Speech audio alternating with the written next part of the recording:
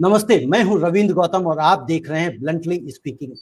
24 तारीख की रात में प्रधानमंत्री जी ने टीवी चैनल पर आकर कहा था कि हम कोरोना की जंग अगले 21 दिनों में जीत लेंगे, जैसे महाभारत की लड़ाई 21 दिनों में जीती गई थी। लेकिन क्या कोरोना से जंग 21 दिनों में जीती गई? नहीं, बल्कि लॉकडाउन जरूर एक्सटेंड होता गया और इस लॉकडाउन की वजह से 700 से 800 श्रमिकों ने बिना कोरोना संक्रमण के ही दम तोड़ दिया।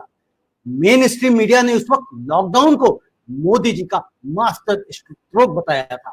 सोशल मीडिया पर मोदी है तो मुमकिन है जैसी कैंपेन चली थी, लेकिन इतना सब होने के बावजूद जिस कोरोना को हमारी सरकार ने देश के लिए मेडिकल इमरजेंसी मानने से मना कर दिया था और जब पूरी दुनिया कोरोना से लड़ रही थी, तब हमारे देश में सरकार पॉलिटिकल इवेंट करने में मशगूल थी। और कुछ दिनों पहले मोदी जी ने देश के नाम अपने संबोधन में यह कहा कि कोरोना कब जाएगा पता नहीं।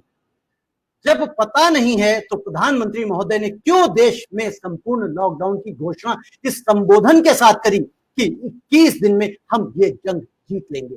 क्यों श्रमिकों को सड़क पर मरने पर मजबूर किया? और क्या जिन मजदूरों की जान चली गई उनके परिवार के लिए सरकार ने कोई राहत का इंतजाम किया? क्योंकि कमाने वाला तो मर गया, अब उसके परिवार का भरण पोषण कौन करेगा? आखिर क्यों मोदी जी जनता पर अपने प्रयोग करते हैं और उनकी जान सांसद में डालते हैं? आखिर क्यों नहीं वो एक्सपर्ट से सलाह मशविरा करके कोई घोषणा करते हैं? हम आज विश्व में तीसरे नंबर पर पहुंच गए, जो कभी टॉप 10 की लिस्ट से बाहर था। सरकार अभी कोई कदम उठा रही है या नहीं, या हम नंबर 1 पर पहुंच जाएंगे? कहीं और तो हम विश्व गुरु बने नहीं, तो क्या कोरोना में हम विश्व गुरु कहलाएंगे? आज इसी विषय पर होगी हमारी चर्चा। करेंगे और विशेषज्ञों से हम आज आपका परिचय करा देते हैं। ये आज हमारे साथ हैं doctor Anshuman Kumar ji. Doctor Anshuman Kumar ji chief cancer surgeon हैं और माफ कीजिएगा, और धर्मशिला कैंसर हॉस्पिटल में, और doctor Rakesh Gupta medical director and chairman है सर्वोदय हॉस्पिटल फरीदाबाद से। डॉक्टर गौरव दीक्षित हैं, डॉक्टर गौरव दीक्षित बालाजी कैंसर हॉस्पिटल में है, हेमेटोकोलॉजिस्ट हैं। और डॉक्टर मधु उपाध्याय जी भी हमारे साथ एसोसिएट प्रोफेसर कम्युनिटी मेडिसिन में है। आप सभी लोगों का बहुत बहुत स्वागत है। हम जिस तरह से देख रहे हैं कि हम एक बार तीसरे नंबर पे पहुंच गए, धीरे धीरे एक एक पायदान चढ़ते हुए बढ़ते हुए, तो क्या जो हम बात कर रहे हैं, क्या हम प्लेटफॉर्म नंबर 1 की तरफ, यानी कि नंबर 1 की पोजीशन की तरफ हम बढ़ रहे हैं? तो इसी के ऊपर आज हम चर्चा कर रहे हैं। और मैं सबसे पहले डॉक्टर अंशुमान से मैं ओपनिंग रिमार्क लेना चाहूंगा। सबसे पहले हम सबसे एक ओपनिंग रिमार्क ले लेंगे, फिर उसके बाद हम नेक्स्ट क्वेश्चन आंसर करेंगे। जी डॉक्टर अंशुमान। जी रविंद्र जी, आपके चैनल के माध्यम से, सभी मेन स्ट्रीम चैनल के माध्यम से, जो कोरोना तो एक वायरस है, कोरोना वेरिडी फैमिली का, लेकिन जिस तरह से इसको ग्लैमराइज किया गया, पॉलिटिकल ग्लैमराइजेशन हुआ, मीडिया ग्लैमराइजेशन हुआ, कहीं से हमारे एमबीबीएस की पढ़ाई में इस तरह की पढ़ाई नहीं होती है कि वायरस के इन्फेक्शन को कैसे ग्लैमराइज किया जाए। तो जितने विशेषज्ञों को आपने बैठाया है, ये तो इसके जानकार नहीं होंगे, लेकिन इसके मैनेजमेंट को ऐसे दिखाया गया, जंग, योद्धा, वॉरियर कहीं है ही नहीं। हमारे प्रिवेंटिव एंड सोशल मेडिसिन, जिसको कम्युनिटी मेडिसिन कहते हैं, इस तरह के शब्द का इस्तेमाल। तो एक तो पहले यही जो अवैज्ञानिक परिकल्पना कोरोना के काल में की गई, और कोरोना के मैनेजमेंट में कुछ चुने हुए नेता और आईएएस ऑफिसर जो ब्यूरोक्रेट्स होते हैं, ये डिसीजन मेकर बने। उस समय जब लूप में एक्सपर्ट हमारे कंट्री में का एपिडेमियोलॉजिस्ट, कम्युनिटी मेडिसिन के एक्सपर्ट, प्रैक्टिसिंग क्लिनिशियन की कमी थी, जो इस तरह से डिस्ट्रिक्ट मजिस्ट्रेट ऑर्डर करता था, ये करो। What do they know about medical science, how to manage the situation? ये स्थिति आज आने में उनका पूरा पूरा हाथ है, इसको हमें एक्सेप्ट करना होगा। लेकिन क्या ये आज की समस्या है? ये आजाद भारत की गुलामी मानसिकता की समस्या 1947 से चलती आ रही है कि मेडिकल को हम इसी नजरिए से देखेंगे, उसी का नतीजा है। जी रविंद्र जी। जी डॉक्टर राकेश जी, आपके ओपनिंग रिमार्क्स क्या हैं इसमें? डॉक्टर अंशुमन ने कुछ बातें कही हैं। देखिए, मैं ऐसा मानता हूँ कि ऐसा नहीं है कि सारे डिसीजंस केवल ब्यूरोक्रेट्स ने लिए हैं। ये एक नोवल कोरोना वायरस है, पेंडेमिक डिक्लेयर हुआ WHO के द्वारा मार्च के पहले हफ्ते में। उसके बाद में यहाँ पर लोग आने शुरू हुए और सरकार अपने लेवल पे जो कुछ कर सकती थी सरकार ने किया। ऐसा नहीं है कि प्रिवेंशन पे ध्यान नहीं दिया गया है, सबके सारा का सारा कैंपेन ही प्रिवेंशन पे है, चाहे वो हैंड सैनिटाइजेशन का हो या सोशल डिस्टेंसिंग का हो या मास्क लगाने को लेकर हो। और अलग अलग शहरों में, अलग अलग राज्यों में कॉन्सेंट्रेशन के हिसाब से अलग अलग समय में अलग अलग गाइडलाइंस नहीं है। रही बात ट्रीटमेंट की, तो ट्रीटमेंट तो आज से 3 महीने पहले शायद कुछ भी अवेलेबल हमारे पास में नहीं था। आज जैसे जैसे नॉलेज मिल रही है, दुनिया के अलग अलग भागों में लोगों ने काम किया है और इंटरनेट के माध्यम से और बाकी कॉन्फ्रेंसेस के माध्यम से नॉलेज शेयर की है, तो हमारे एक्सपर्ट्स के पास में कुछ चीज़ें अवेलेबल हुई हैं। चाहे वो दवाइयाँ हैं एंटीवायरल रेमडेसिविर जैसी है, या वो एंटी इन्फ्लामेटरी IL-6 एंटीबॉडीज़ के लिए जो हम यूज़ करते हैं टोसिलिजुमैब है, या वो कॉन्सेप्ट ऑफ वेंटिलेशन है, प्रोन वेंटिलेशन है, हाई फ्लो ऑक्सीजन मास्क है। NIV को हमने वेंटिलेशन से ज़्यादा सपोर्ट किया है, एंटीकोगुलेंट्स यूज़ किए हैं और स्टेरॉइड्स यूज़ किए हैं। तो जैसे जैसे नॉलेज बढ़ी है वैसे वैसे जब बीमारी आ गई है उसको लड़ने की, उससे लड़ने की डॉक्टर्स ने अपने लेवल पे कोशिश करी है और एक्सपर्टीज हासिल करी है। और लकीली यह एक और बात है कि ठीक है, आप नंबर गेम की बात करते हैं, मैं नंबर गेम में बिल्कुल यकीन नहीं करता। चाहे हम नंबर 1 हो या नंबर 2 हो या नंबर 3 हो, हम पॉपुलेशन में तो नंबर 2 है ना हिंदुस्तान में, तो उसका शेयर हमको मिलेगा। और इसलिए हम एब्सोल्यूट नंबर की बात नहीं कर सकते, we should talk about the relative numbers. तो डॉक्टर मधु इस विषय में एक्सपर्ट हैं, वो आपको और बेटर बता पाएंगे। लेकिन अगर कोई भी हम डेटा देखते हैं तो उसको हम पर मिलियन देखते हैं, कितने लोग हमारे इन्वॉल्व पर मिलियन हो रहे हैं, कितने टेस्ट पर मिलियन हो रहे हैं, कितनी मोर्टेलिटी पर मिलियन है, कितनी टेस्ट पॉजिटिविटी रेशो आ रही है। उस सबको देखते हुए हमको एनालिसिस बनाकर स्ट्रेटेजी बनानी पड़ती है और ये स्ट्रेटेजी डेली बेसिस पे मॉडिफाई हुई है। जैसे जैसे नॉलेज आती रही है वैसे वैसे एक्सपर्ट्स ने नॉलेज एक्वायर करके अपनी स्ट्रेटेजी रिवाइज करी है और हम लोगों ने एज फिजिशियंस, एज क्लिनिशियंस उन गाइडलाइंस को कुछ कोशिश की है फॉलो करने की, कुछ अपने तरफ से एवोल्यूशंस करी हैं और जो कुछ भी हम कर पाए दैट वी आर डन। मैं सरकार की तरफ कोई ब्लेम गेम डालना नहीं चाहता, ये ठीक है, पॉलिटिकली बहुत सारी बातें कही जा सकती हैं, पर as an internist, as a physician, as an administrator, as a hospital owner, हमको जो हमसे बन पड़ा है, हमने इस पैंडेमिक, इस महामारी में जो हम जनता की मदद करना चाहते थे या कर सकते थे वो हम कर रहे हैं, हमें उसे तसल्ली है। जी डॉक्टर राकेश, हम ये इस बात से इनकार ही नहीं कर रहे हैं, अगर डॉक्टर्स फोर फ्रंट पे नहीं होते, आगे नहीं होते, तो शायद स्थिति कुछ अलग ही होती। आप सब लोग सामने आए, इस जंग में हिस्सेदार बने, बल्कि फ्रंट फुट पे आप लोगों ने लड़ा है। तो आप लोगों की हम नहीं बात कर रहे हैं कि आप पीछे हट गए, बात यहाँ पे है एडमिनिस्ट्रेशन की, क्या क्या चीजें प्लानिंग करी गई, उसके हिसाब से क्या चल पा रहा। जिस तरह से डॉक्टर अंशुमन ने कहा कि ब्यूरोक्रेट्स इसको चलाने की कोशिश कर रहे थे, जबकि जो मैंने पहले ही कहा कि एक्सपर्ट से सलाह नहीं करके चीजों को किया गया। डॉक्टर गौरव, आप किस तरह से देख रहे हैं इसको? रविंदर जी, 2-3 पॉइंट मैं बताना चाहूंगा। एक तो जो है कि एक तरफ तो हम थोड़ा पॉजिटिव जो चीज देखें वो ये है कि हम लोग ठीक है, हम लोग 3rd नंबर पे हैं और मतलब which is not a very good place to be, मतलब बहुत अच्छी जगह नहीं है ये होना, और शायद हम लोग टाइम के साथ और भी पायदान ऊपर चढ़े, जो कि मतलब हमारे हेल्थ सर्विसेज के लिए काफी बड़ा चैलेंज होगा। और दूसरी तरफ ये है कि मतलब अब नंबर ऑफ डेथ देखें तो नंबर ऑफ डेथ पे हम लोग 3rd नंबर पे नहीं है, हम लोग मतलब 5वें, 6ठे, 7वें नंबर पे हैं, और पॉपुलेशन के हिसाब से तो मतलब मोर्टेलिटी इतनी ज्यादा नहीं है।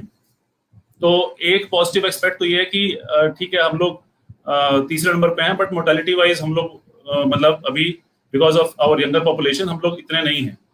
दूसरी जो चीज इंपॉर्टेंट ये है कि ये इस पैंडेमिक ने हमारी जो हेल्थ केयर जो इतना लॉन्ग टर्म निग्लेक्ट है फ्रॉम सक्सेसिव गवर्नमेंट्स, वो सारा एक्सपोज कर दिया। बिकॉज आज अभी भी जो हेल्थ केयर एक्सपेंडिचर है वो 1.4 to 2% के बीच में रहता है, विच हैज नॉट चेंज, जो कि चेंज नहीं हुआ इतने सालों, इतने गवर्नमेंट्स के बाद भी, वो किसी ने भी उसको बढ़ाया नहीं। तो ये एक बहुत ही एक अनफॉर्चुनेट सिचुएशन है कि हमारी गवर्नमेंट हेल्थ केयर में इतना इन्वेस्टमेंट करना उनको शायद मतलब अच्छा नहीं समझती, या फिर उनको नहीं लगता होगा कुछ, जो भी है, मुझे नहीं पता इसका रीजन क्या है, बट एक्सपेंडिचर बढ़ाना, हेल्थ केयर की तरफ ध्यान देना, ये सारी ऐसी चीजें हैं जो कि इस पैंडेमिक ने हमें बिल्कुल एक्सपोज कर दी है। और जब पैंडेमिक की बारी आई तो उस टाइम जो डिसीजन मेकिंग है that is mostly done by bureaucrats, जैसे डॉक्टर अंशुमन ने बोला। अब इतने ऑर्डर आ चुके हैं, इतने ऑर्डर दिल्ली में आ चुके हैं कि हमें पता ही नहीं होता कि लास्ट ऑर्डर क्या है, क्या फॉलो करना है।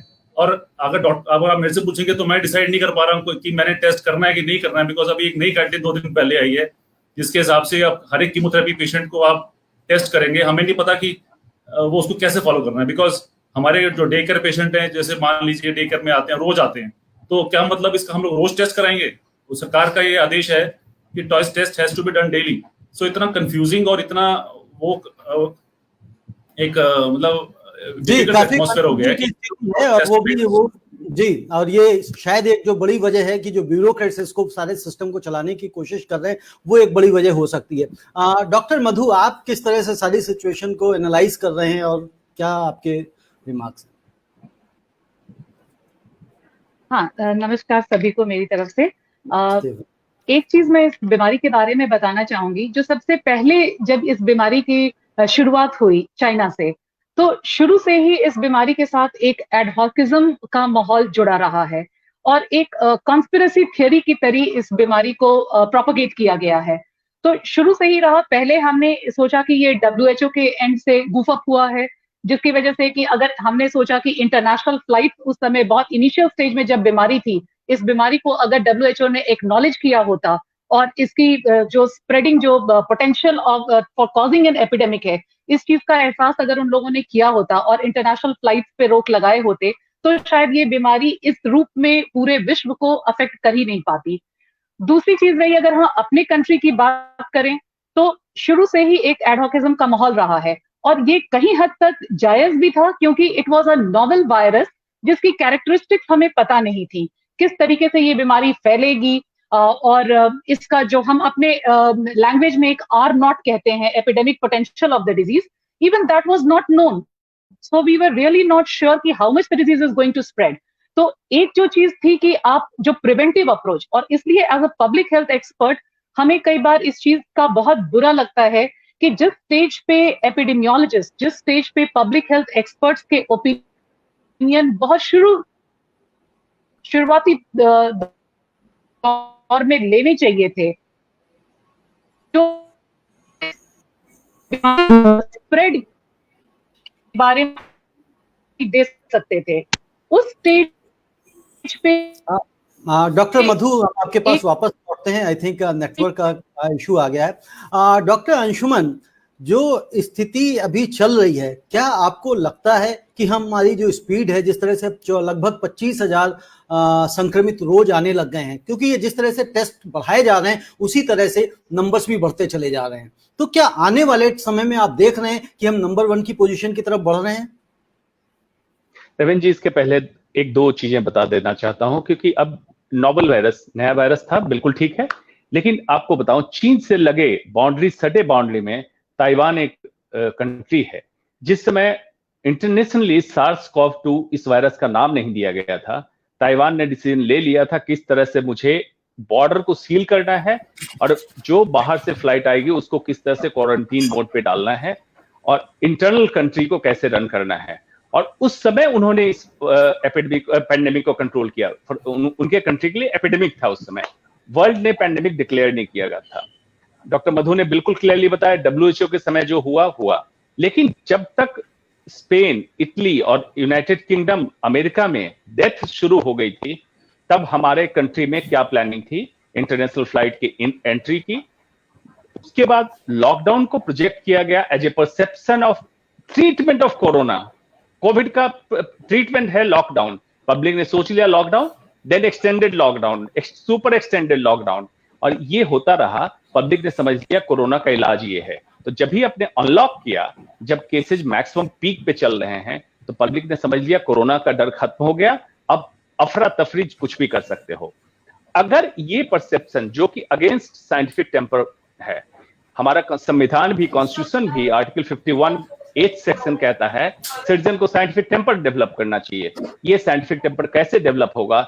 जब इस तरह का प्रोजेक्शन होगा, मीडिया प्रोजेक्शन हो या पॉलिटिकल प्रोजेक्शन हो या ब्यूरोक्रेटिक प्रोजेक्शन हो, पूरी तरह से जहां जहां जिस क्लिनिशियन, जिस डॉक्टर की आवश्यकता थी, एपिडेमियोलॉजिस्ट की जहां थी वहां उसको, स्ट्रेटेजिक हेल्थ मेकर एक्सपर्ट की जहां थी उनको, डॉक्टर राकेश गुप्ता जैसे जो हॉस्पिटल रन कर रहे हैं, कैसे क्या इंतजाम करना है, डॉक्टर साहब आप बताइए आपके एरिया में कैसे मैं बेड तैयार करूं, इनका लूप में लेना।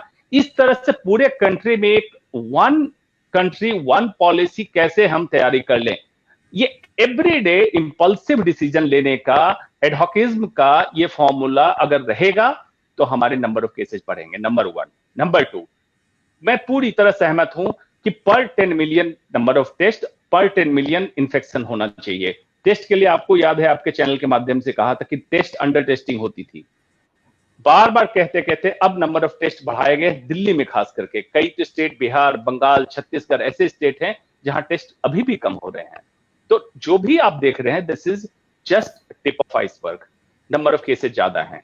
जहां तक बात है हमारे यहाँ डेथ कम है, CSIR की रिपोर्ट आ गई है, क्लैड A3i वायरस जो स्ट्रेन है हमारे यहाँ 41% में है, जिसकी विरुलेंस क्षमता काफी कम है, तो इसलिए हमारे यहाँ डेथ कम है, एसिम्प्टोमेटिक कैरियर ज्यादा है, लो वायरल लोड के केसेस ज्यादा हैं। ये सारी चीजें हैं, सबको समझना पड़ेगा। लेकिन जो डॉक्टर अंशुमन, जैसे बात करी जा रही डेथ कम है, तो डेथ जो कम है उसका कंपैरिजन हम कहां से कर रहे हैं? सपोज करिए जो अभी जिस कंट्री को हमने पछाड़ा है, पीछे किया है, यानी कि रशिया को, अगर आप रशिया में देखेंगे तो रशिया में इतने ही नंबर्स पे 10,000 डेथ हैं और हमारे यहाँ पे 30,000 डेथ हैं। तो हम रशिया से डेथ में जो नंबर्स हैं, जो परसेंटेज है, उसमें डबल है। हम कैसे हम कह सकते हैं? बिल्कुल, डेथ को कैलकुलेट करने का ये होता है कि एसोसिएटेड कोमॉर्बिड कंडीशन क्या है, मतलब डायबिटीज कितने लोगों में है, ओबेसिटी कितने लोगों में थी, हार्ट की कंडीशन, कैंसर के पेशेंट में कितने में हुआ, और वृद्ध लोग कितने थे।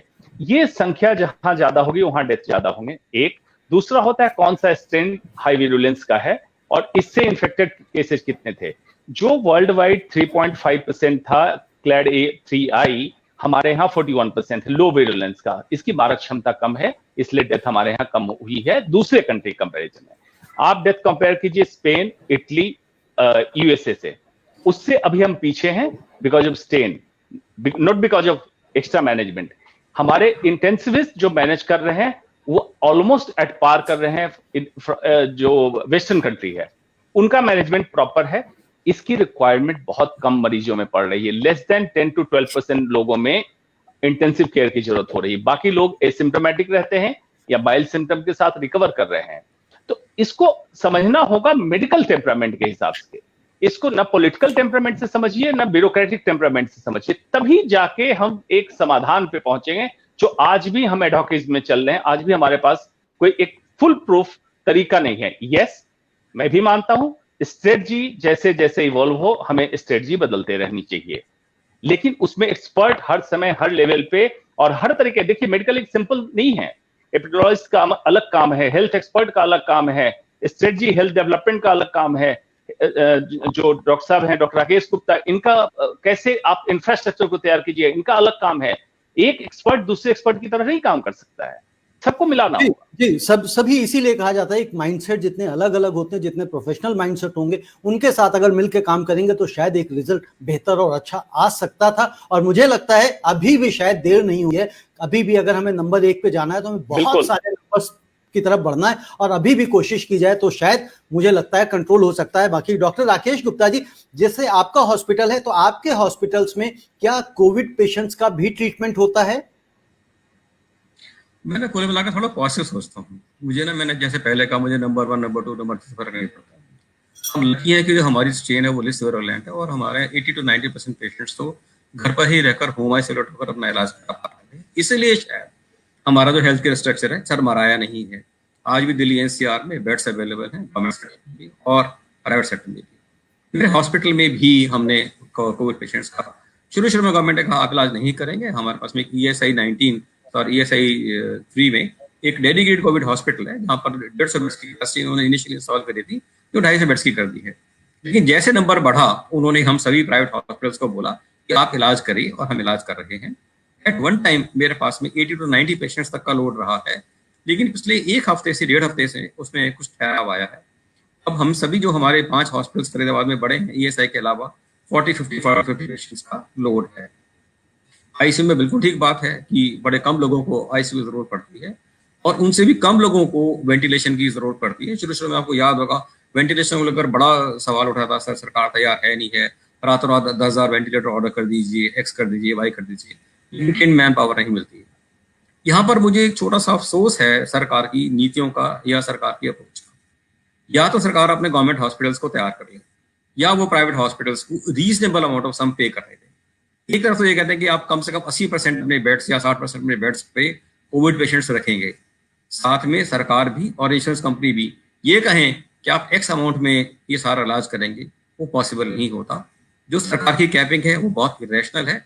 इंश्योरेंस ने भी ऐसा प्लान किया है कि वो रेट्स कैप करेंगे, वो और भी ज्यादा इरेशनल है। ये तो ऐसी सी स्थिति है कि आप किसी के घर में गुजरा वाला साहब खाना भी खाएंगे और पैसे नहीं देंगे। तो इसमें क्या होता है कि जो लोग काम कर रहे हैं they become demotivated. Covid care के लिए हमको एक्स्ट्रा माइल चलना पड़ता है, मेरे स्टाफ को क्वारंटीन करना पड़ता है, उनकी ड्यूटीज के आवर्स कम करने पड़ते हैं, उनको प्रोटेक्शन के लिए पीपी किट्स वगैरह मुहैया करानी पड़ती हैं, जो बड़ी डिफिकल्टी से अवेलेबल हो पाई हैं आज हिंदुस्तान में। कुछ हमने खुद डेवलप करी। सरकार ने शायद हमारी वो बात समझी नहीं है, और मैं अक्सर कहा करता हूँ कि आओ मिलकर इलाज करें, जाओ इलाज करो। तो सरकार ने जाओ इलाज करो और डंडा मार नीति अपनाई है, जो बहुत ही खराब है, बहुत ही डिमोरलाइजिंग है, बहुत ही डिमोटिवेटिंग है। ये ठीक है पैंडेमिक है, ये ठीक है हम हेल्थ केयर में, ये ठीक है कम्युनिटी के लिए हमारी जिम्मेवारियां हैं, लेकिन we have to make both ends meet. Government and insurance companies must realise that अगर वैसा नहीं करेंगे तो आने वाले समय में हिंदुस्तान के लोगों को हिंदुस्तान में इलाज नहीं मिलेगा। जी डॉक्टर राकेश गुप्ता, क्या कोरोना का ट्रीटमेंट इतना कॉस्टली ट्रीटमेंट है कि आम आदमी की पहुंच से बाहर है? क्योंकि लास्ट टाइम हमारे आपके साथ इसी टॉपिक के ऊपर डिस्कशन हुआ था, जिसमें उन्होंने बताया था कि कुछ हॉस्पिटल्स ने एक कैप लगा दिया कि मिनिमम हम 3 लाख रुपीस तो लेंगे ही लेंगे, चाहे वो नहीं है। हाँ जी, मैं वैसा नहीं, वही मैं जानना चाहता। तो एक ट्रीटमेंट अगर कोई प्राइवेट हॉस्पिटल में ट्रीटमेंट के लिए जाता है तो उसका ट्रीटमेंट की कॉस्ट क्या है? क्योंकि एक तो पहली बात तो उनको लेने से एडमिशन ही नहीं मिल पा रहा है प्राइवेट हॉस्पिटल्स में। सर दोनों ही बातें ठीक नहीं है, सॉरी जी। आज दिल्ली एनसीआर में कहीं बेड की दिक्कत नहीं है, ना ही गवर्नमेंट में ना ही प्राइवेट में, चाहे वो कैप्ड बेड रेट्स हैं या अदरवाइज रेट्स। नंबर वन 80 से लेकर 90% को तो हॉस्पिटल जाने की आवश्यकता ही नहीं पड़ती। जैसे ही उनका टेस्ट होता है, उनकी असेसमेंट होती है, एनालिसिस होती है, and they are sent to home isolation. उसमें से जो 10% लोग जो हॉस्पिटल में भर्ती होते हैं उनकी भी माइल्ड से मॉडरेट डिसीज होती है, it is a viral pneumonia. तो उस वायरल निमोनिया के हिसाब से जो ट्रीटमेंट, अगर कोई भी और मैं वायरल निमोनिया या निमोनिया का इलाज कराता हूँ उसमें तो खर्चा आता है। रही बात इंटेंसिव केयर यूनिट की टेस्ट, खर्चा केवल वहीं पर आता है। अगर मैं किसी भी एआरडीएस में या किसी भी वायरल निमोनिया से ग्रसित हूँ और मुझे आईसीयू केयर की जरूरत पड़ती है, अब चाहे वो कोविड है या वो नॉन कोविड है, उसका तो खर्चा आता है। वो पहले भी आता था, कोविड से पहले भी आता रहा है और कोविड के बाद भी आता रहेगा। अनफॉर्चुनेटली हमारे यहाँ एक मीडिया की तरफ से और सरकार की तरफ से पब्लिक से सिंपैथी लेने का और एक वोट बैंक की तरफ इंडिकेट करने का आइडिया हो जाता है। वो बिना इस बात को जाने कि जिस चीज के पैसे लिए जा रहे हैं वो किस मद में पैसे लिए जा रहे हैं। अगर एक दवाई है उसका कॉस्ट 40,000 तो मिल भी नहीं रही, हमें पता नहीं कहाँ से ढूंढ के लानी पड़ती है, वो उसकी तरफ सरकार का ध्यान नहीं है। मैं दवाई मुहैया कराऊं, आज रेमडेसिविर है, आज तक भी रेमडेसिविर इजीली फ्रीली अवेलेबल नहीं है। हमें पता नहीं किसके सोर्स से वो रेमडेसिविर लाके इकट्ठे करके देनी पड़ती है। और ऑक्सीजन जिसे आप फ्री फ्लो कहते हैं, नॉर्मल आईसीयू में हम 4 से 6 लीटर ऑक्सीजन लगाते हैं, आज मेरे आधे से ज्यादा पेशेंट 15 लीटर प्लस पे चल रहे हैं ऑक्सीजन से। It is a consumable item. Doctor क्या जो रेमडेसिविर मेडिसिन है, क्या वो कोरोना का एक परफेक्ट ट्रीटमेंट है क्या? सर अभी परफेक्ट कुछ नहीं है, जितनी भी थेरेपीज है they are called investigation therapy और एक्सपेरिमेंटल थेरेपीज, लेकिन कुछ नहीं से कुछ तो बेटर है। हमने जो लोगों को दिया है उनको रिलीफ मिला है, बेटर हुए, लोग घर गए, डिस्चार्ज होकर घर गए। We have started doing prone ventilation, we have started doing NIV, we have started doing high flow, we have used steroids, we have used anticoagulants, we have used remdesivir, we have used tocilizumab। ये सारी experimental therapies हैं जो over a period time हमें मिली हैं, इस मामले में lucky हैं। अगर फरवरी में हम पकड़ गए होते बहुत बुरा हाल हुआ होता, लेकिन फरवरी से मार्च, अप्रैल, मई और जून में बहुत सारी नॉलेज इकट्ठी हुई है, बड़ा सारा एक्सपीरियंस इकट्ठा हुआ है, बड़ी सारी एक्सपर्टीज इकट्ठी हुई है और हम डेवलप कर पाए हैं। जी, 14 मार्च को तो सरकार ने कह दिया था कि भाई इस देश में कोरोना जो है मेडिकल इमरजेंसी मानने से इनकार कर दिया था। तो हम काफी दूर आ गए। डॉक्टर गौरव, आप जिस तरह से कह रहे थे कि अभी भी जो गवर्नमेंट की गाइडलाइंस आई हैं कि पेशेंट्स का रोज टेस्ट कराना है, तो उसमें जितने भी पेशेंट्स का आपके यहाँ पे टेस्ट कराया जा रहा है, जो कैंसर पेशेंट्स हैं खासतौर से, तो उसमें कितने परसेंटेज निकल रही है अभी, पॉजिटिव कितने लोग आ रहे हैं? देखिए जो पॉजिटिव परसेंटेज है वो पिछले 1-2 हफ्ते के अंदर कमी आई है उसमें, और जो पहले जो जून के स्टार्टिंग में था उसमें और अब में फर्क आया है, और नंबर ऑफ बेड्स भी अभी अवेलेबल हैं, प्लस अभी जो पॉजिटिविटी रेट है वो भी कम हुआ है। सो हमारी लैब की अगर हम लोग एग्जांपल ले लें तो पहले 30% पॉजिटिविटी थी, मतलब 100 में से 30 सैंपल पॉजिटिव आ रहे थे, जो कि अब 100 में से 10 या 12 पॉजिटिव आ रहे हैं। और यही ट्रेंड मैं अपने पेशेंट्स में भी देख रहा हूँ कि number of the positivity has come down, कम हो गई है। पर फिर भी अभी आप मेरे तकरीबन मतलब आप मान के चलिए 10 से 15% पेशेंट्स को कोरोना वायरस का टेस्ट हुआ, but good thing is almost all of them recovered. और एक पेशेंट, 2 पेशेंट जो कि टर्मिनल कोमॉर्बिड थे और जिसमें काफी सारी मॉर्बिडिटीज और थी, उनकी अनफॉर्चुनेटली डेथ हुई, but most of the patients वो ठीक भी हुए और दोबारा कीमो लेना भी स्टार्ट किया उन्होंने। तो ये एक अच्छी बात है कि पेशेंट्स आर रिकवरिंग, मतलब ऐसा कुछ मतलब कुछ केसेस को छोड़ के मतलब पेशेंट में रिकवरी अच्छी रहती है, और रिकवरी अब जो पॉजिटिविटी रेट है वो भी कम आ रही है। पहले से नंबर्स जो है इंक्रीज मतलब डिक्रीज हुए हैं, परसेंटेज कम आनी शुरू हुई है। यस बिल्कुल, हाँ जी, मेरा भी मैं ये तो समझता हूँ बट अच्छा साइन है। लेकिन ओवरऑल हम जिस तरह से देख रहे हैं कि वहां पे नंबर्स बढ़ रहे हैं, तो वो किस तरह से आप देख रहे हैं? ओवरऑल तो दिल्ली के नंबर्स तो अब पिछले 1 हफ्ते 10 दिन के अंदर ऑलमोस्ट स्टेबल ही हैं। आप सबने देखा होगा कि दिल्ली के नंबर्स तो अभी स्टेबल हैं, क्योंकि दिल्ली का अब ये कहना थोड़ा जल्दी होगा, पर प्रोबेबली जुलाई एंड में हम लोग बता पाएंगे कि पीक कितना गया। और जो दिल्ली से अब और जगह हैं वहां पे अब जो कोरोना का संक्रमण है वो स्टार्ट हो गया। साउथ स्टेट्स में आपने देखा, जो केरला है, कर्नाटका है, अब वहां पे ये चीज स्टार्ट हो गई है। तो इंडिया इतना बड़ा कंट्री है, पॉपुलेशन इतनी ज्यादा है कि इसलिए ये पीक्स अलग अलग पीक्स आएंगी, और प्रॉपरली हर जगह का शायद अलग पीक आए, बॉम्बे दिल्ली का अलग पीक आए और वहां पे अलग पीक्स आए, जो कि अब हम लोग देखने को मिल रहे हैं। सो ओवरऑल इंडिया का पीक तो मुझे लगता है अभी काफी डिलेड आएगा, और केसेस तो अभी बढ़ेंगे जैसे जैसे कोरोना वायरस अभी आगे जाएगा। केसेस अभी बढ़ेंगे जैसे धीरे धीरे। अभी जैसे कुछ डॉक्टर्स ने कहा, हम सुन रहे थे इस डिबेट में नहीं कहीं और, कि अगस्त में 31 अगस्त के बाद इसमें डिक्लाइन होना शुरू हो जाएगा। ऐसा कहना बड़ा मुश्किल है, बिकॉज अभी मतलब मुझे लगता नहीं कि कोई भी मैथमेटिकल मॉडल अब तक इसमें सक्सेसफुल हुआ है एडिस इंडिया के केस में। और दिल्ली में तो हम जो लोग देख रहे हैं, हम जो प्रैक्टिकली हम लोग देख रहे हैं, वो हमें लगता है कि शायद जुलाई एंड तक कम होना शुरू हो जाएगा। पर ओवरऑल इंडिया का इतना बड़ा कंट्री है, तो अगस्त एंड में कितना होगा ये तो टाइम ही बताएगा। मतलब इसमें तो एक्सपर्ट्स शायद बेटर होंगे बताने के लिए। नहीं, आप पॉलिटिशियन से पूछ सकते हैं, वो शायद वो भी बेटर बता पाएंगे। डॉक्टर अंशुमान, अविनाश जी पूछ रहे हैं कि देयर वाज नो लॉकडाउन और delayed one, what would have been the condition today in India? No lockdown और डिलेड वन जी, अगर लॉकडाउन नहीं होता या डिले कर दिया जाता तो आज की तारीख में क्या कंडीशन होती? पहले तो अविनाश जी आपको मैं समझाता हूं कि लॉकडाउन का पर्पस क्या होता है, उद्देश्य क्या होता है लॉकडाउन का, एक पैंडेमिक या एपिडेमिक मैनेजमेंट में। इसको जरा ध्यान से सुनिएगा, बड़ी तसल्ली से सुनिएगा आप। पहला होता है मिटिगेशन, अल्पीकरण, जो वायरस का संक्रमण जिस तेजी से फैल रहा है उसको कम करना। दूसरा होता है प्रिपेयर्डनेस, मतलब तैयारी करना। तैयारी किस किस की चीज की करनी है? आपके पास हेल्थ केयर इंफ्रास्ट्रक्चर फैसिलिटी क्या है, number 1। Number 2, existing health burden क्या है आपके यहाँ, मतलब cancer, cardiac, kidney, maternity, child health, क्या हेल्थ स्टेटस है, कितना बर्डन है, उसको कैसे मैनेज करेंगे इस पेंडेमिक में। तीसरी चीज होती है टेस्टिंग। थर्ड जो एम होता है लॉकडाउन का, टेस्ट करके आप उस एरिया को सील कर सकते हैं जो एरिया आपका हाई इन्फेक्टेड जोन में है, और तब जाके आपको सारी तैयारी करनी होती है, सप्लाई चेन मैनेजमेंट और इन सबको देखना होता है। ये पर्पस होता है लॉकडाउन का। लॉकडाउन का पर्पस नहीं होता है जो समझा गया था कि लॉकडाउन करने से वायरस मर जाएगा, विच वॉज फॉल्स परसेप्शन। उस दिन से मैं कह रहा हूं, आर्काइव निकाल के आप मेन स्ट्रीम मीडिया या ब्लंटली स्पीकिंग चैनल के पुराने आर्काइव निकाल के देखें। फर्स्ट लॉकडाउन में भी मैंने मना किया था, extended lockdown is not the solution of corona. लेकिन आपका क्या हुआ, लॉकडाउन जब अनलॉक हुआ तब बात चालू हुई, प्राइवेट हॉस्पिटल वाले लूट रहे हैं। That kind of statement released by Delhi government, क्या प्राइवेट हॉस्पिटल वाले लूटते हैं?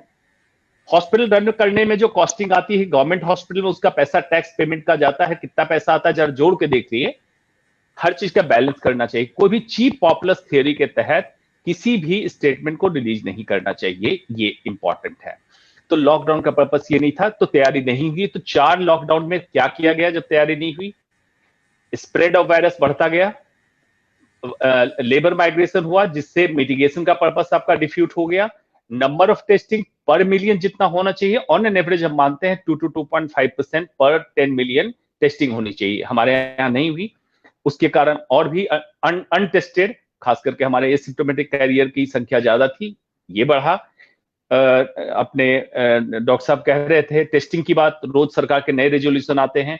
जब पहली बार फर्स्ट लॉकडाउन में कैंसर मरीजों के टेस्टिंग की बात मैंने कही थी, तो ऑब्जेक्शन आया था कि क्यों कैंसर के मरीज को टेस्ट करना है। तभी मैंने कहा था विदाउट टेस्टिंग, मैं कैंसर सर्जन हूं, अगर मैंने इंट्यूबेशन एक प्रोसेस होता है एनेस्थीसिया देने के लिए, जिसमें ट्यूब डाली जाती है, फेफड़े के अंदर ट्यूब जाती है, ये फ्लेयर कर देगा ARDS को, हमें टेस्ट करना जरूरी है। तो ऑब्जेक्शन आया था, मैंने सेंट्रल मिनिस्ट्री में बात करी, तब जाके मुझे अलाउ कराया गया टेस्टिंग के लिए। आज पूरे नेशनल प्रोटोकॉल में है कि हर कैंसर मरीज या फॉर दैट मैटर कोई भी इलाज करने से पहले टेस्ट कर लीजिए। तो टेस्ट से पीछे हटने का क्या ऐसा वजह था? कोई डॉक्टर तो नहीं मना कर रहा था, तो पॉलिटिकल आंकड़े को फर्ज करना था कि कम से कम टेस्टिंग हम दिखाएं ताकि कम से कम हम ये कर सकें। तो इस तरह की जब स्थिति बनती है रविंद्र जी, तो अविनाश जी के सवाल पे मैं आ रहा हूं कि लॉकडाउन कोई सोल्यूशन नहीं है। आप पब्लिक का साइंटिफिक टेम्पर डेवलप कीजिए, लॉकडाउन को यूटिलाइज कीजिए for mitigation, preparedness, testing and management of supply chain. इसको जब यथावत आप कर लें, तब कंट्री को फेज मैनर में एग्जिट प्लान बताइए कि अब हम कैसे एग्जिट आउट करेंगे, इससे कैसे हम इकोनॉमी को चालू करेंगे। स्मॉल इंडस्ट्री पहले चालू करेंगे, फिर मीडियम चालू करेंगे, एम्प्लॉयर का क्या क्या इंस्ट्रक्शन होगा, कितनी ट्रेनिंग होगी, पुलिस वालों को क्या ट्रेनिंग हम देंगे, कैसे वो मास्क अप्लाई करें। आज पुलिस वाले को कभी मास्क अप्लाई नहीं किया लाइफ में, आपने छोड़ दिया उनको। बहुत सारी चीजें तैयारी की थी। जी डॉक्टर मधु आ गई हैं, कनेक्ट हो गई। तैयारियां हुई नहीं। डॉक्टर मधु आप सुन पा रहे हैं?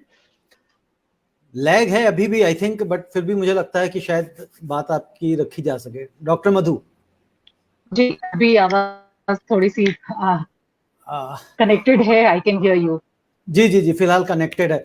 डॉक्टर मधु, जो हम चूंकि आप कम्युनिटी मेडिसिन में पढ़ाती हैं, प्रैक्टिस करती हैं, तो जो अभी हम बात कर रहे थे भी पीछे कुछ समय पहले, सरकार ने एक बार फिर जो कम्युनिटी स्प्रेडिंग की बात उठाई थी दिल्ली सरकार ने, वो केंद्र सरकार ने नकार दिया कि ये कम्युनिटी स्प्रेडिंग नहीं है। तो क्या ये कोरोना अभी कम्युनिटी स्प्रेडिंग में नहीं तब्दील हुआ है? Very good question.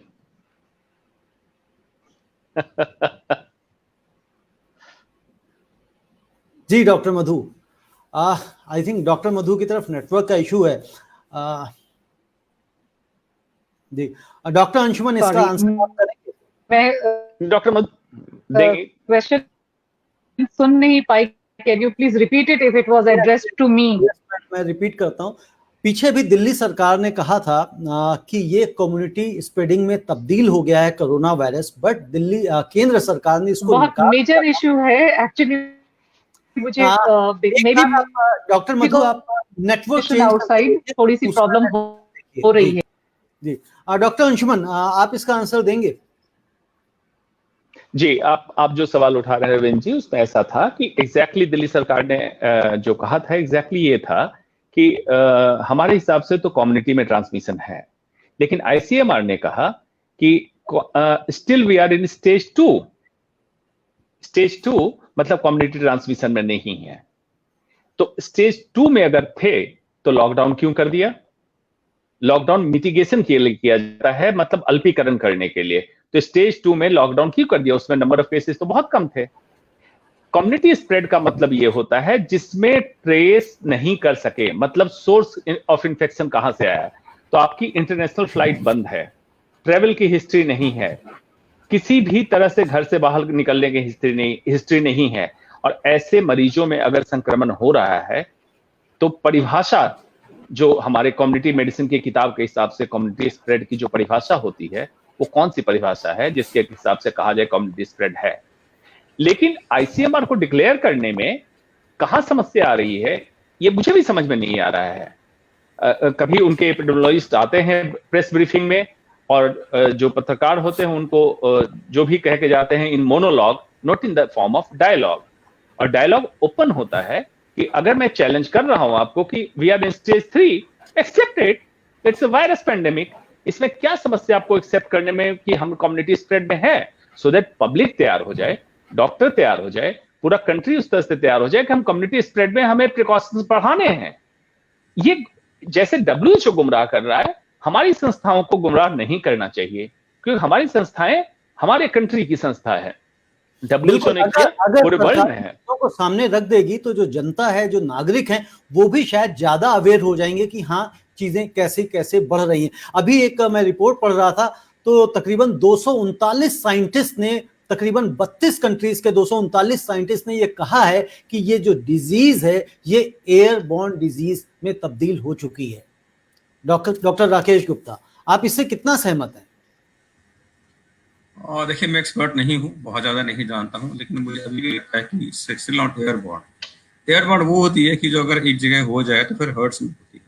हमने जो हमारा एक्सपीरियंस रहा है हमारे हॉस्पिटल का और हमारे पेशेंट्स का, जो लोग हर्ट्स में रहते हैं, क्लोज स्पेस में ज़्यादा समय इकट्ठे हो जाते हैं, एम्प्लॉइज इकट्ठे बैठ के लंच करें तो स्प्रेड होता है, डिपार्टमेंट छोटा है, सर्कुलेशन नहीं है तो स्प्रेड होता है। लेकिन खुले इलाकों में एयरबॉर्न जैसी कोई चीज़ नहीं होती है। मैं ऐसा मानता हूँ कि ये ड्रॉपलेट और एयरबॉर्न के बीच की चीज़ है, जहाँ पर ड्रॉपलेट इन्फेक्शन ही है, लेकिन हाँ शायद उसकी रेंज नॉर्मल ड्रॉपलेट से थोड़ी सी ज़्यादा है। यानी कि अगर 6 फुट 8 फुट में भी अगर किसी ने छींक दिया, खांस दिया और वो आदमी कंटेजियस है और वो क्रेबल है आपको वायरस देने में, और आप उसके साथ में कुछ समय गुजारते हैं रीजनेबल लेवल ऑफ टाइम, तो शायद आप इन्फेक्शन कैच कर पाएंगे, स्पेशली अगर आप इम्यूनो कॉम्प्रोमाइज्ड हैं। तो इसको आप एयरबॉर्न करना चाहें तो, ड्रॉपलेट करना चाहें तो, ये आपकी चॉइस है। जी मैं ये कहना चाह रहा था, एक मिनट लगाऊंगा। अभी शुरू में आपने कहा था कि इस वायरस को हमने क्लेवरलाइज किया है, इनफैक्ट इसको हमें स्टिग्मेटाइज किया है।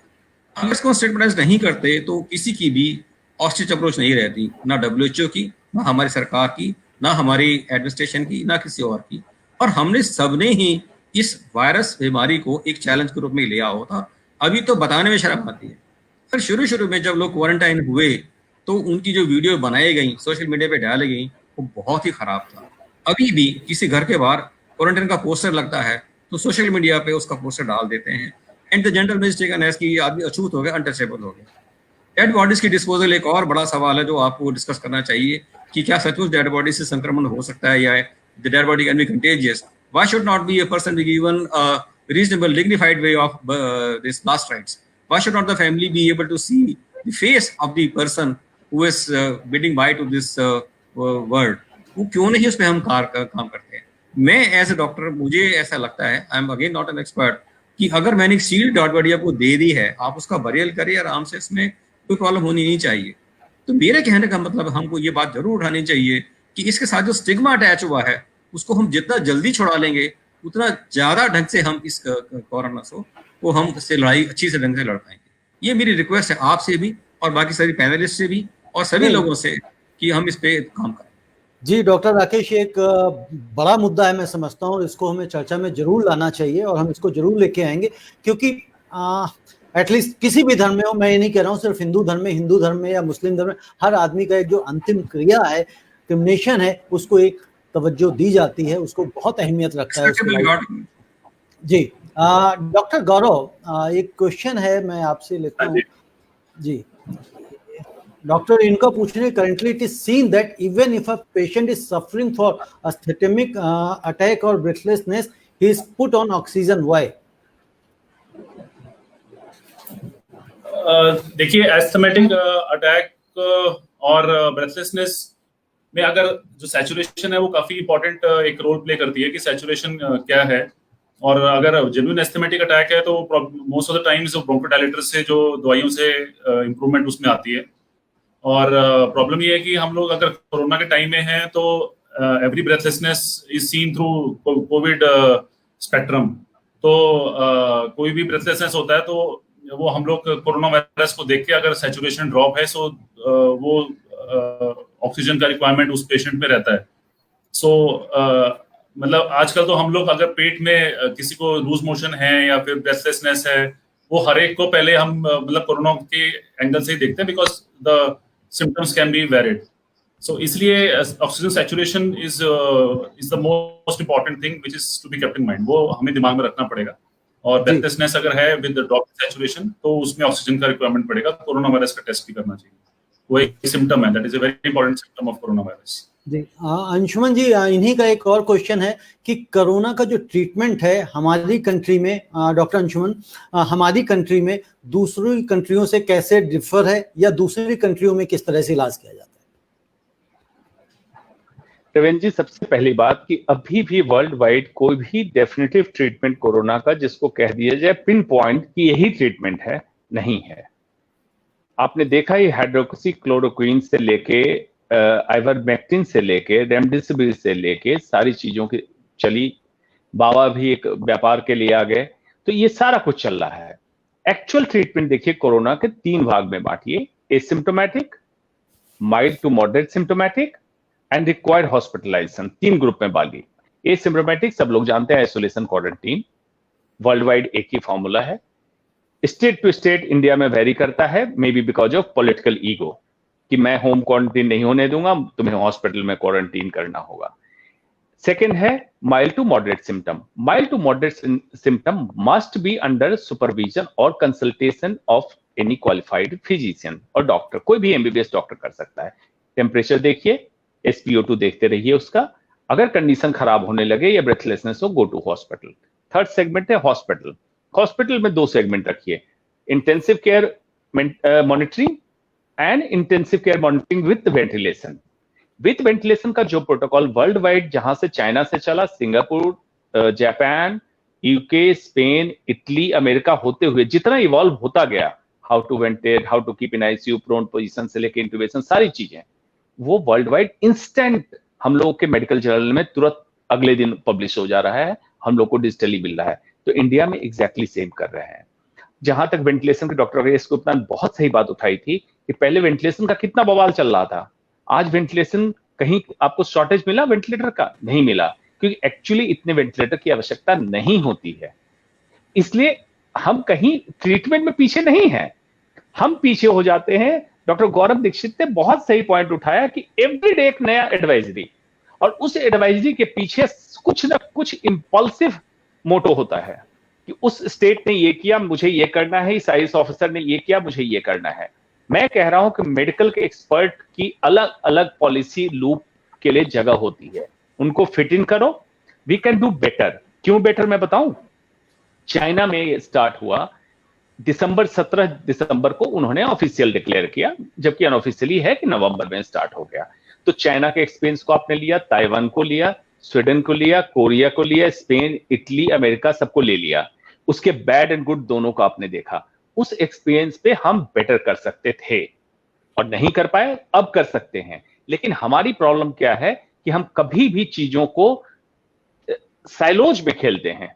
ये मेरा सेगमेंट मैं अपना देखूंगा, ये तो तेरा सेगमेंट है, तू अपना देख, टुगेदरनेस के साथ नहीं देखते हैं। जिसके लिए आपको याद हो, बहुत मैंने एक फॉर्मूला दिया था, फॉर्मूला 3T, टेस्टिंग बढ़ाओ, first T, second T, transparency at the corporate level, at the policy maker level, at the bureaucrat level, and at the doctor level. Public should be transparent to the government, government should be transparent to the public, transparency. Third T, togetherness, एकजुटता, सबकी सहभागी लो। यहां तो अभी अलग ही कहानी चल रही है। ब्लेम गेम से कैसे चलेगा? जब तक पब्लिक को हम साथ नहीं लेंगे, पब्लिक को अवेयर नहीं करेंगे। अवेयर से मतलब ये मास्क का हाथ धोना अवेयरनेस नहीं है। हम एग्जैक्ट बताएं, पब्लिक अवेयर होगी, पब्लिक कोऑपरेट करेगी।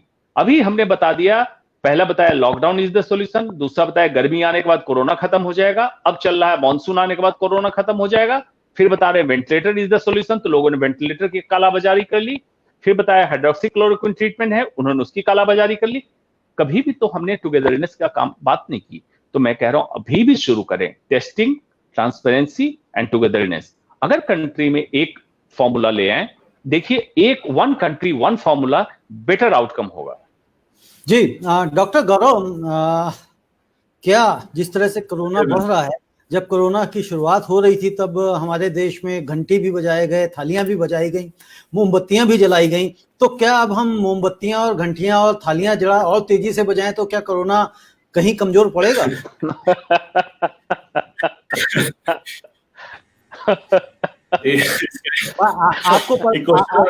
आपको पता है जब ये हुआ था तो बड़े सारे जो टीवी पे आने वाले डॉक्टर्स हैं उन्होंने आके क्वांटम फिजिक्स का भी ज्ञान दिया था, बड़े साइंटिफिक ज्ञान सारे जोड़ दिए थे, तो हमने कहा शायद आप लोगों से भी पूछ लें।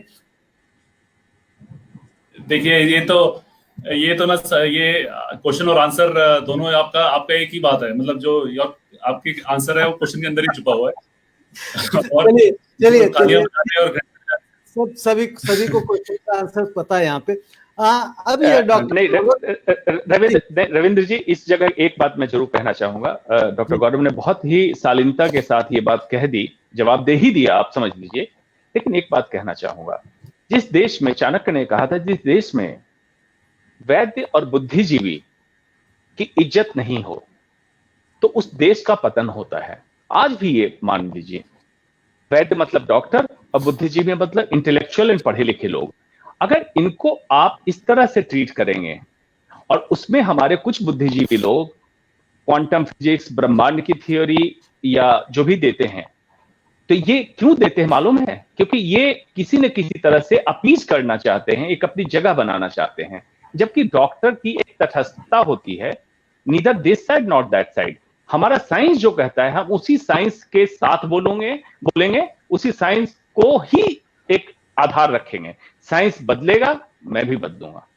जी, साइंस बदलेगा, मैं भी बदलूंगा। अगर आप अपनी थ्योरी के हिसाब से चल रहे हैं, उसी के हिसाब से गाइड करने चाहिए, उसी के हिसाब से आपको अपनी बात रखनी चाहिए, ना कि किसी हमारे नेता ने जो कह दिया, जो आपने कहा कि अपीजमेंट की वाली थ्योरी नहीं अपनानी चाहिए।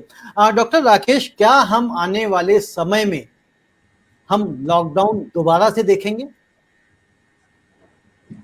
मैं नहीं समझता कि इस स्टेज पे किसी भी तरह के लॉकडाउन का कोई एडवांटेज होने वाला है। जिस स्टेज पर हम कम से कम दिल्ली एनसीआर में हैं, तो दिल्ली एनसीआर में अब किसी लॉकडाउन का लाभ होने वाला नहीं है। अदर अब हमें इकोनॉमी को रिवाइव करने की जरूरत है। और हम देखें, हमारे आसपास सारी इंडस्ट्रीज बंद पड़ी हैं, मार्केट्स बंद पड़ी हैं, मॉल्स बंद पड़े हैं, हॉस्पिटैलिटी इंडस्ट्री बंद पड़ी है और हॉस्पिटल्स भी बंद पड़े हैं। नॉन कोविड जॉब्स हॉस्पिटल में बिल्कुल नहीं है। आप ये देखिए, मतलब ये भी आप बात वक्त आया था कि जान है तो जहान है, और सिर्फ जान भी थी, सिर्फ जहान भी आया, यानी कि सारी थ्योरीज बदलती गई। जान तो जाने को हो रही है। अगर ये लॉकडाउन और लंबा चलता रहा, इकोनॉमी रिवाइव नहीं हुई, तो न जहान रहेगा न जान रहेगी। मैं वही कह रहा हूँ डॉक्टर राकेश, बात वही है कि अगर इकोनॉमी रिवाइव नहीं हुई, लेकिन अगर जान ही नहीं बचेगी तो फिर इकोनॉमी क्या करेगी? आज मॉल्स खुल गए, लेकिन क्या मॉल्स में उतना फुटफॉल है? 40% से ऊपर का तो फुटफॉल आज भी नहीं है। और जिस तरह से नंबर्स बढ़ते जा रहे हैं, उस समय उस नंबर्स बढ़ने से एक पैनिक क्रिएट हो रहा है, घट नहीं रहा है। सर, मॉल्स तो बहुत बड़ी बात है। हॉस्पिटल में लोग जिनको परेशानी है, जिनको आवश्यकता है, जिनको इलाज कराना है, सब वो नहीं आ रहे हैं। हमारे कोविड पेशेंट्स के रिलेशंस बात करने, काउंसलिंग के लिए हॉस्पिटल आने के लिए तैयार नहीं है। सर, वहां पर कोविड है, हम नहीं आएंगे। ये है लेवल ऑफ स्केयर, इससे बात बनने वाली नहीं है। हालांकि नॉन हॉस्पिटल जगहों पर धीरे धीरे शेयर कम हो रहा है, इंडस्ट्री धीरे धीरे ग्रो कर रही है। मॉल्स ठीक है, देर से देर आ जाएंगे, मार्केट्स खुल गई हैं, शॉप्स खुल गई हैं, खेती बाड़ी चल रही है, कंस्ट्रक्शन वगैरह वापस आने लगा है, इकोनॉमी धीरे धीरे पटरी पर आ रही है। लेकिन हाँ, हॉस्पिटैलिटी की और हॉस्पिटल्स की इकोनॉमी को लौटने में लंबा समय लगने वाला है। जी, आपने खेती बाड़ी की बात करी, जो आपने कंस्ट्रक्शंस की बात करी, वो रोजगार से सीधा जुड़ा हुआ है। यानी कि वहां पे रोजगार, वहां पे कोई घूमने नहीं जा रहा है, मतलब वहां पे कोई शॉपिंग करना है, ऐसा कुछ भी नहीं है। हम जब मॉल्स में जा रहे हैं तो अपने घूमने फिरने के लिए जा रहे हैं, अपने लेजर के लिए जा रहे हैं, बट वहां नहीं जा रहे हैं सिर्फ इसलिए क्योंकि वो पैनिक क्रिएट हो चुका है। कंस्ट्रक्शन के काम में आपको रोजगार चाहिए तो आपको वहां पे जाके काम करना ही करना है। रविंद्र जी, मैं ऐसा मानता हूँ, आने वाले 4 हफ्ते में जो ये मॉल्स हैं और रेस्टोरेंट हैं, आप लोगों को वहां पर जाते हुए देखेंगे। ये स्केयर धीरे धीरे कम होगा। अभी मॉल्स खुले हैं, 5-6-7 दिन हुए हैं मॉल्स खुले हुए, अभी ज्यादा दिन नहीं हुए हैं। तो ग्रेजुअली इन चीजों पे अगर हम देखें, सड़कों पर पूरा ट्रैफिक है। अगर हम देखें, मतलब जो जगह है जहां जहां लोग इकट्ठा होते हैं, मार्केट्स में काफी भीड़ भाड़ है, ऐसी दिक्कत नहीं है। इंडस्ट्री में लोग धीरे धीरे जाने लगे हैं। बस जो लेजर वाली चीजें हैं, वो नेचुरली, वो कंफर्ट वाली चीजें थोड़ा देर से आती हैं। अभी जितने टूरिस्ट प्लेसेस हैं, they will have to wait for a long time to get their customers. Hotels will have to have long time to have their customers. शादियां लॉकडाउन में हो रही हैं, पहले बिल्कुल नहीं हो रही थी। पिछले 15 दिन में हम देखें तो शादियां भी बहुत सारी हुई जो बिल्कुल नहीं हो रही थी। अगर शादियां हो रही हैं लॉकडाउन में तो आप समझ सकते हैं कि लोगों को धीरे धीरे डर कम हो रहा है। और जैसे जैसे माइल्ड सिम्टोमेटिक पेशेंट्स बढ़ेंगे सोसाइटी में, सर मैं बता दूं मेरा एक्सपीरियंस, पिछले 1 महीने में मेरे 5, 7, 10 लोगों को कोविड हुआ, माइल्ड सिम्टोमेटिक थे, they were not tense at all. मैंने उन्हें कॉन्फिडेंस दिया, आप डरिए नहीं, घर में आराम से रहिए, आपको कुछ नहीं होगा, मैं यहाँ बैठा हूँ। वो कॉन्फिडेंस जितना हम पेशेंट को देंगे उतना ही कोरोना का स्केयर कम होगा, उतना ही वो अपने आप ध्यान भी रखेगा और डरेगा भी कम और अपने काम पे भी जाएगा, हैविंग ऑल प्रिकॉशंस। मैं प्रिकॉशंस लो और गार्ड करने के लिए बिल्कुल नहीं कह रहा हूँ, गार्ड हमको आप रखना ही पड़ेगा, मास्क हमको पहनना पड़ेगा, सैनिटाइज करना पड़ेगा, हाथ धोना पड़ेगा, डिस्टेंस मेंटेन करना पड़ेगा, लेकिन काम तो करना पड़ेगा ना सर, नहीं तो इकोनॉमी बैठ जाएगी, हम बचेंगे ही नहीं, न जहान बचेगा न जान बचेगी। मेरी रिक्वेस्ट है ये स्केयर भी, जैसे मैंने अभी बात की कि जो कोविड की स्टिग्मा कम होना चाहिए, ऐसे ही कोविड का स्केयर स्ट्रक्चर कर सकते हैं, स्ट्रक्चर कर सकते हैं। माइल्ड प्रॉब्लम है, आप आइसोलेट होइए, आप डरिए नहीं, मैं आपको ट्रस्ट दे रहा हूँ, ठीक हो जाएंगे। मॉडरेट है, हॉस्पिटल में आ जाइए, वार्ड में रहिए। सिक है, I am sorry, sick patients में मोर्टेलिटी हो रही है, जो आईसीयू में आ जाता है वो आराम से बाहर निकलता नहीं है। 10 days, 15 days, 20 days, 25 days, few people go out to the ward and to their homes, some people go to the contest। तो वहां पे अभी चैलेंज है, जो पेशेंट सिक हो रहे हैं वो सच में सिक है। जी डॉक्टर गौरव, इसको स्ट्रक्चर जी डॉक्टर गौरव, आपको क्या लगता है, क्या लॉकडाउन दोबारा से आएगा जिस तरह से नंबर्स तेजी से बढ़ रहे हैं?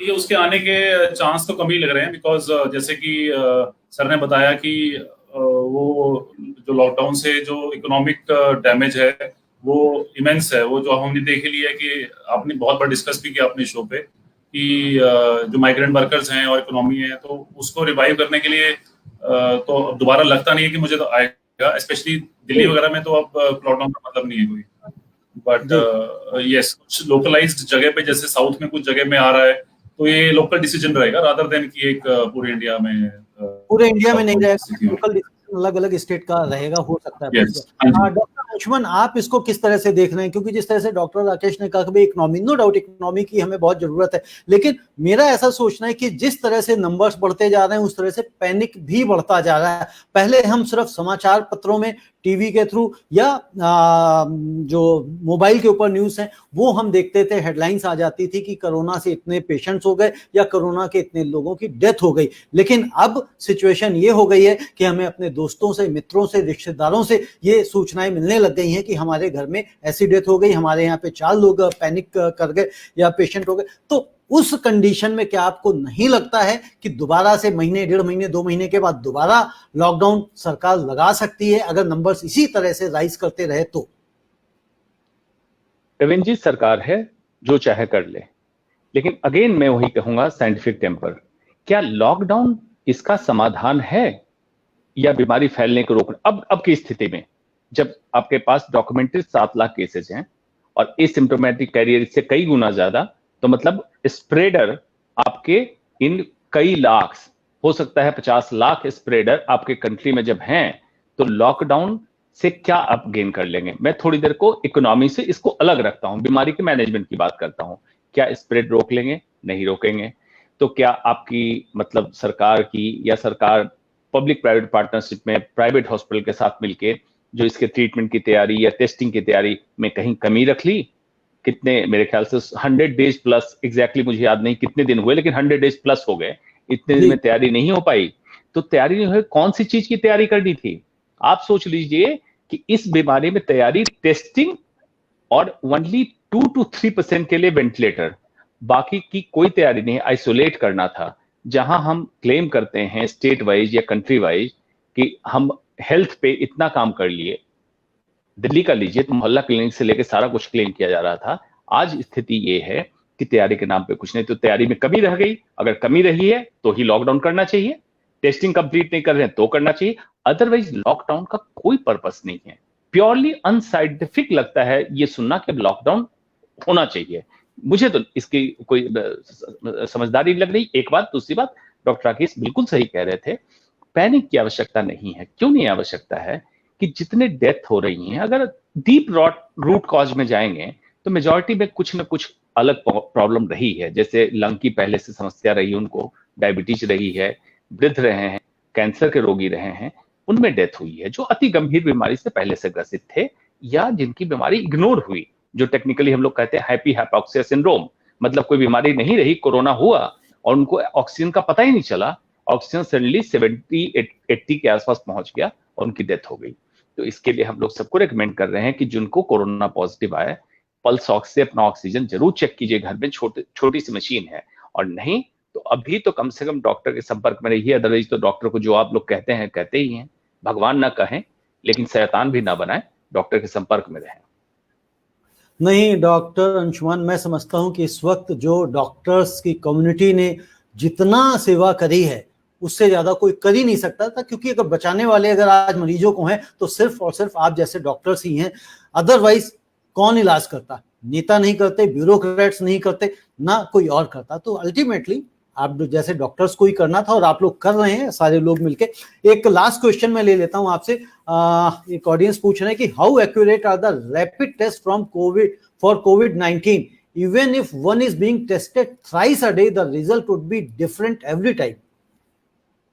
बिल्कुल, इवन RT-PCR जो स्टैंडर्ड एस्टैब्लिश टेस्ट है उसकी भी स्पेसिफिसिटी और सेंसिटिविटी 100% नहीं है। 100% से मतलब है कि अगर जो क्लासिकल जो अभी कन्वेंशनल चल रहा RT-PCR जब कराते हैं तो अगर निगेटिव आता है इसका मतलब ये कोई जरूरी नहीं है कि आप कोरोना से संक्रमित नहीं हैं। पॉजिटिव आता है मतलब संक्रमित है। RT-PCR जो आया, क्विक टेस्ट आया, एंटीजन टेस्ट ही है, इसमें RNA फ्रैगमेंट को क्विकली देख लिया जाता है 1 घंटे में। इसकी सेंसिटिविटी और कम है, लेकिन ये एटलीस्ट इतनी मदद इसमें हो गई कि जो केसेज हमें इमरजेंसी में लेने होते थे, ये लेने होते तो उसमें करके हम चेक कर ले रहे हैं, लेकिन इसकी एक्यूरेसी इतनी हाई नहीं है। इसलिए अगर आपको लक्षण मिल रहे हैं, डॉक्टर सस्पेक्ट निगेटिव, बिल्कुल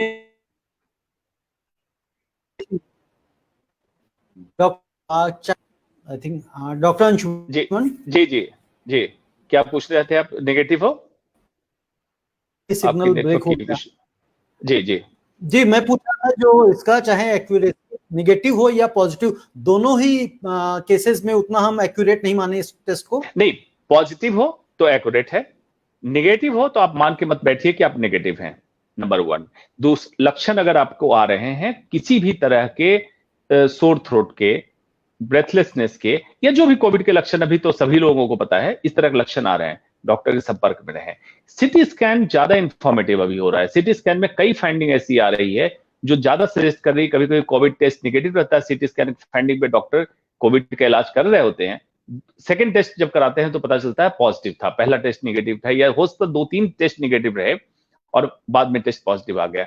इसलिए इसको बहुत ही साइंटिफिक तरीके से डॉक्टर को मैनेज करने दीजिए, ना पैनिक करें, ना इग्नोर करें, एक संतुलित, एक सम अवस्था में इसको सोच के इस पे काम करें। जी thank you doctor Anshuman, doctor Gaurav, doctor Rakesh और डॉक्टर मधु को भी बहुत बहुत धन्यवाद। वो हमारे साथ जुड़ नहीं पाई, हालांकि रीजन सिर्फ इतना ही था कि नेटवर्क उनका फेल हो रहा था बार बार, और मैं समझ रहा था कि आज उनसे बहुत सारे हमें इनपुट मिल सकते थे, बट उनको नेक्स्ट शो में हम दोबारा जोड़ेंगे। और जिस तरह से डॉक्टर अंशुमान ने कहा है कि आप भगवान ना समझिए डॉक्टर को, बट शैतान भी मत कहिए, तो मैं नहीं समझता हूं कि कोई शैतान कहता होगा, और जो लोग कुछ शैतान कहते भी होंगे तो मैं उनकी सिर्फ और सिर्फ बौद्धिक क्षमता पे ही शक करने के अलावा और कोई चारा नहीं बचता है। हो सकता है कि कई बार एक बड़ी कम्युनिटी में से 1 या 2 लोग ऐसे निकल जाते हैं जिनकी वजह से पूरी कम्युनिटी बदनाम हो जाती है, बट इसका मतलब ये नहीं है कि हम आउटराइटली उन चीजों को रिजेक्ट कर दें या मान लें। आप सभी लोगों का बहुत बहुत शुक्रिया, और जिस तरह से आप सब लोगों ने बताया कि हम नंबर 1 की तरफ शायद नहीं भी बढ़ पाए अगर चीजों को हम संभाल लें, और सबसे बड़ी बात वही है कि पैनिक नहीं क्रिएट होना चाहिए। अगर पैनिक क्रिएट होता है तो बहुत मुश्किल है। और जिस तरह से डॉक्टर राकेश कह रहे थे शादियां हो रही हैं, अभी हमने एक देखा, एक बिहार में केस भी ऐसा आया था जिसमें शादी हुई थी और वो शायद जो दूल्हा था उसकी नेक्स्ट डे ही मौत हो गई थी। और बाकी जहां तक रही कोरोना की बात, कोरोना के समय में सब कुछ जारी है, सब कुछ चल रहा है, सरकारें बनाई जा रही हैं, शपथ ग्रहण चल रहे हैं, पूरी शादी में तो 20-50 लोगों से ज्यादा नहीं आ सकते हैं, बट सरकार बनाने में 500-1000 लोगों की कोई लिमिट नहीं है, कितने भी आ सकते हैं। और जिस तरह से आप देख रहे हैं चुनावी रैलियां भी चालू हो चुकी हैं, तो सरकार के पास वो लीड नहीं ले रहे हैं कि वो एक मैसेज दे सके कि देखिए अभी हमें सरकार बनाने की आवश्यकता नहीं है, सरकार बनाना या चुनाव हम डिले कर सकते हैं, डिफर कर सकते हैं, कुछ दिन बाद कर सकते हैं, पहले हमें इससे निपटने की आवश्यकता है। तो अल्टीमेटली एक पॉलिटिकल विल की आवश्यकता है और वो जब तक नहीं होगी तब तक शायद हमें थोड़ी सी तकलीफ आए। आप सभी लोगों का एक बार बहुत बहुत शुक्रिया और कल फिर हम लोग शाम को 5 बजे इसी चैनल के ऊपर एक नए मुद्दे के साथ जुड़ेंगे। तब तक के लिए नमस्ते।